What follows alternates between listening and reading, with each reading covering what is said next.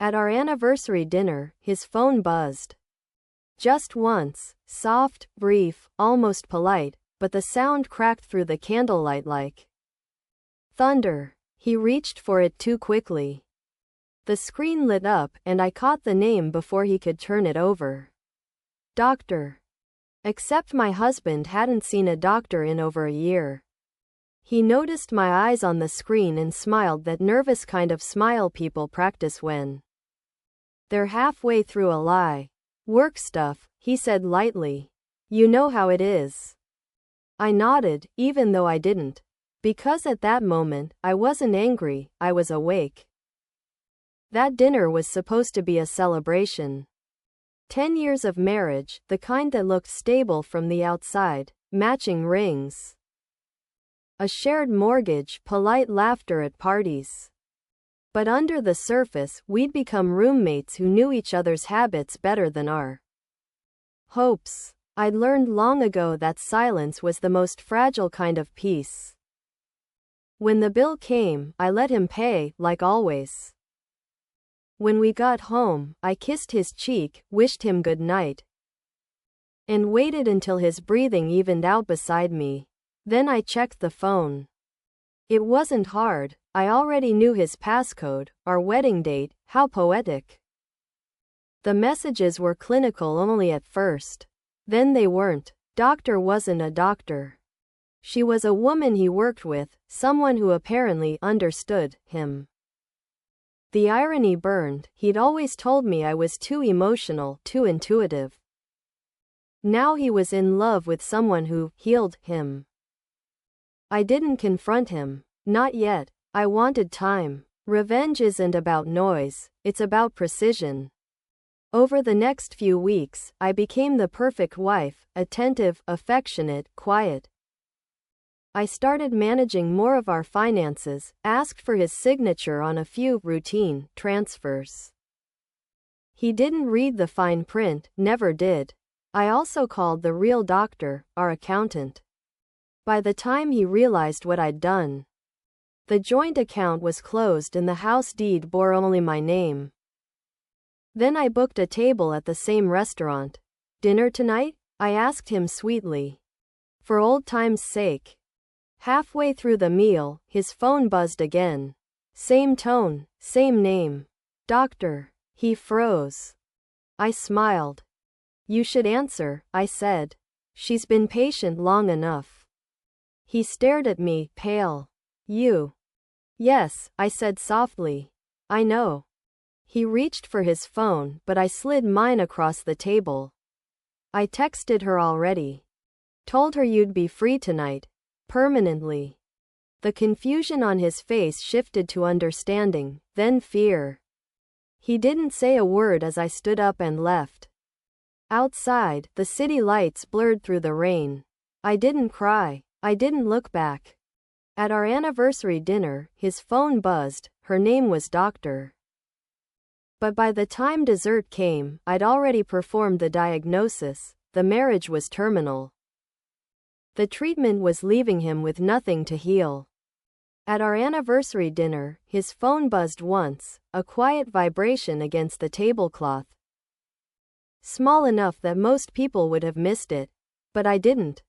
After 10 years with the same man, I could read guilt in the way his eyes flickered.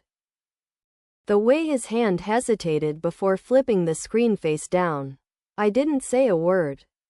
I just smiled. Everything okay? I asked, my voice steady. Yeah, he said quickly. Just work. Doctor's appointment reminder. He wasn't sick. I would have known if he was sick.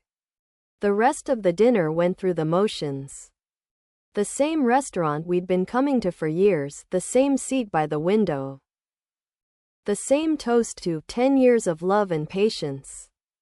I watched him laugh, watched him pretend to be comfortable, and realized how easy it was to see through someone once you'd stopped trying to trust them. Later that night, when he fell asleep, I checked his phone. I didn't want to, but the silence in the room felt like permission. Her name was Doctor, but she wasn't one. She was a woman he'd met at work, a consultant. Young, funny, full of admiration he no longer earned. The messages were soft at first, then bold, then cruelly intimate. She doesn't understand you the way I do. You deserve to be happy. The classics. I didn't wake him. I didn't cry. I just started planning. For 2 months, I played my role perfectly, the wife he thought he'd outsmarted. I smiled when he lied. I packed his lunches. I kissed him goodbye. Meanwhile, I met with our lawyer, moved our savings, and rewrote the paperwork for the house into my name. I waited until everything was airtight, until there was nothing left for him to lose but pride. Then, on our next anniversary, I booked the same restaurant. He looked surprised when I suggested it. You still want to go there? He asked. Of course, I said. Tradition. Halfway through dinner, his phone buzzed again. Same vibration, same name. I nodded toward it. You can answer, you know. Doctors are important. He froze. The color drained from his face. You. I know, I said softly. And before you ask, I'm not angry. I'm just finished. He tried to speak, but I placed an envelope on the table, neat, white, final. This is the diagnosis, I said. Our marriage was sick. I just removed the infection. Inside the envelope were the divorce papers. I'd already filed. The restaurant music played softly behind us, a love song we used to like. I stood, left him with the bill, and walked out into the night air. At our anniversary dinner, his phone buzzed. Her name was Doctor. But by the end of the night, I was the one who prescribed the cure, his absence. At our anniversary dinner, his phone buzzed once, subtle, careless. But my body noticed before my mind did. He reached for it with that small panic of someone afraid of being seen. The reflex of a man who's been lying too long. The name flashed for a moment in the candlelight before he turned the screen over, Doctor. Except my husband didn't have a doctor. Not one that texted him at 9 p.m. with a heart emoji. He smiled quickly, too quickly.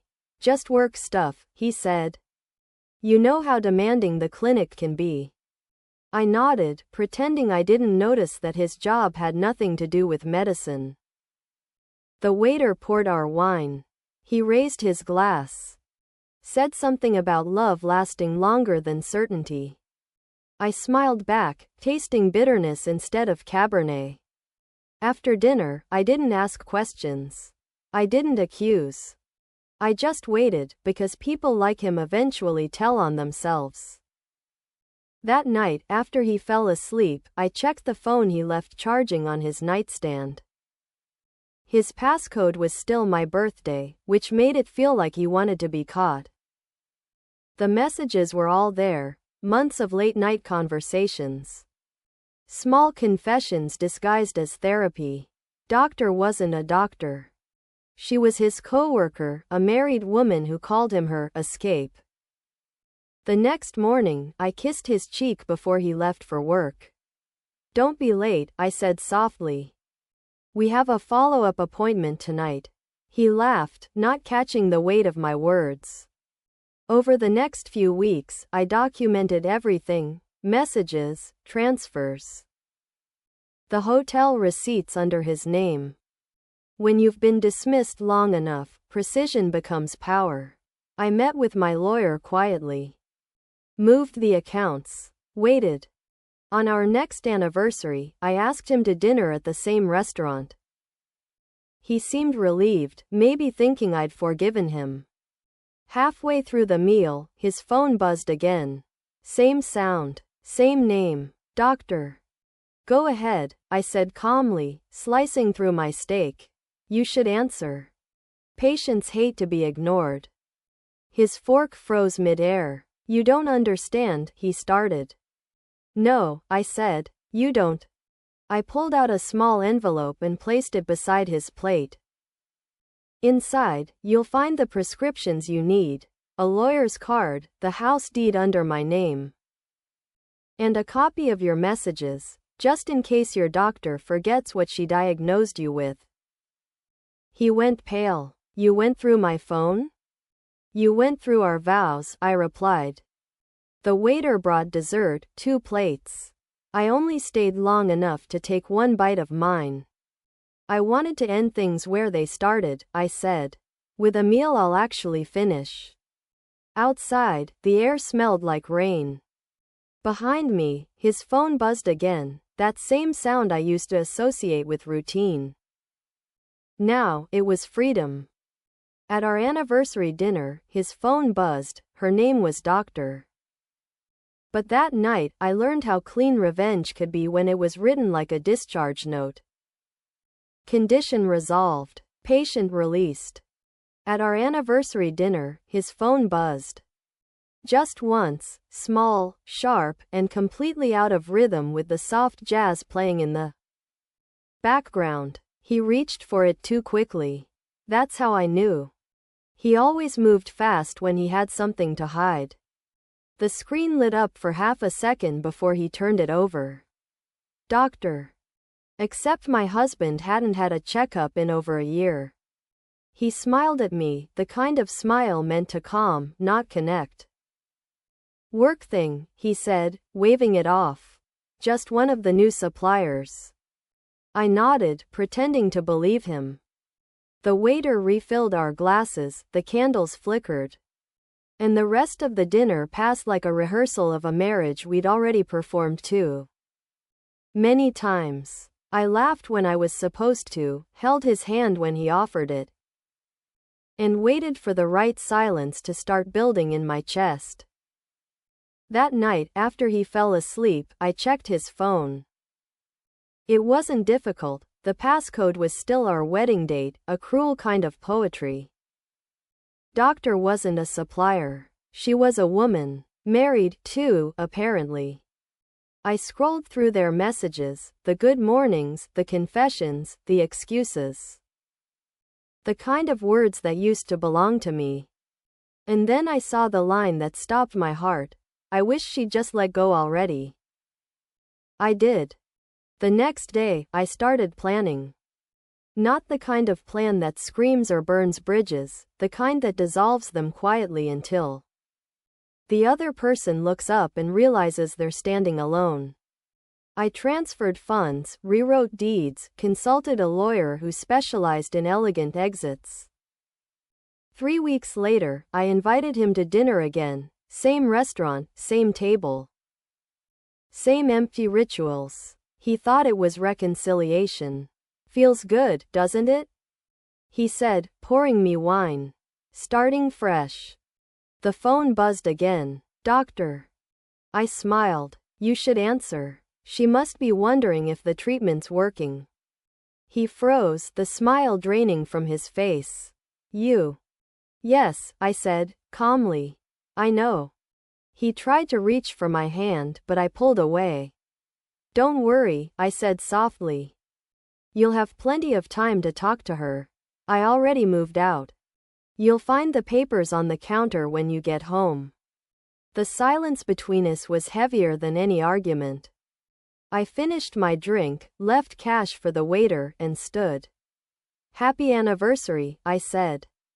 You're finally free. That's what you wanted, right? He didn't answer. He just sat there, staring at the phone he couldn't bring himself to pick up again. When I walked outside, the city air felt colder but clearer. The night lights shimmered against the glass windows. Reflections multiplying, me in every direction, but never him.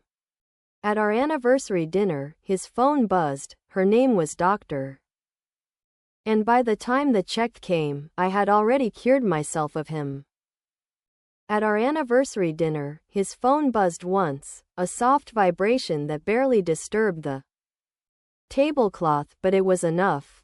After 10 years together, I'd learned to read him in small movements, the tightening jaw, the forced laugh. The way he looked at anything but me.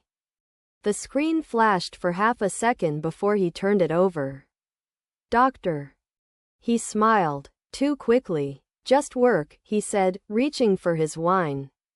I smiled back, matching his tone. Of course, I said.